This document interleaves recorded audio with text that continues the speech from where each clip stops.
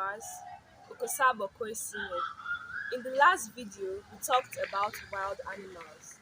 On this video, we're talking about domestic animals.